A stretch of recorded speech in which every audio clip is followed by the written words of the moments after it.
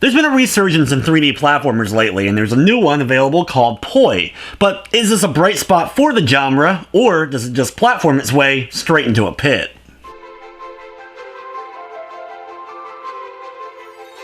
Poi is a 3D platformer that's very reminiscent of Super Mario 64 in design. In the game, you take control of a male or female protagonist and platform your way through several levels, collecting explorer medals, which work as this game's main collectible. You're doing this along with the guidance of a master explorer who spent his life collecting these various medals. While you have the two main characters, they both play the same, and you can actually switch between them at any point that you would like. The game has a small variety of levels with simplistic themes like desert, volcano, and forest. The game features a hub world, which is mostly there just to get you into the levels themselves, though there's a little bit you can do here, such as buy certain objects. When you complete levels, you'll be rewarded with coins that you can then use in the hub world to buy items that will end up helping you in the levels.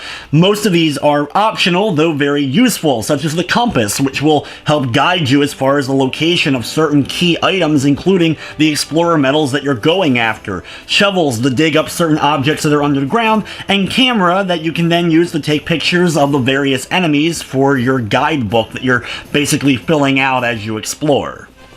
When you jump into a level, you get the name of whatever particular medal you're going after, and the game gives you a little bit of a hint with the camera on where you need to go to in the stage, and then it's up to you to explore and find it. The overall goals for finding these medals are honestly rather basic, and there's not a ton of variety here, unfortunately. You have some stuff like collect 100 coins, find 7 silver keys, sometimes defeat a certain number of enemies or locate a certain particular character, as well as sometimes facing off against a boss, one per level.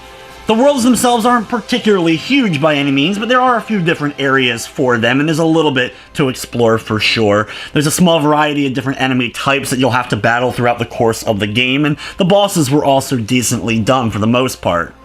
Controlling your character is okay. You're able to run, jump, double, triple jump, flip, and be able to dive forward, grabbing on the ledges and bouncing on the tops of different enemies. It's pretty simplistic and basic 3D platforming stuff here. The camera is okay. You can adjust it when you need to, and there are a few options for inverting it and the like in the options menu, but I still found the camera getting in my way more often than not, though this is not the worst I've seen for a 3D platformer on the PS4. Outside the main levels, there's also these bonus obstacle course levels that you're also able to unlock using the money at the hub world. Basically, these are very small contained areas, but they are a nice added feature and add a bit of length to the overall game experience. From the technical side of things though, the game ran smoothly. I didn't run any major glitching, crashing, or slowdown of any sort, and I have to say that the music for the most part was actually quite enjoyable.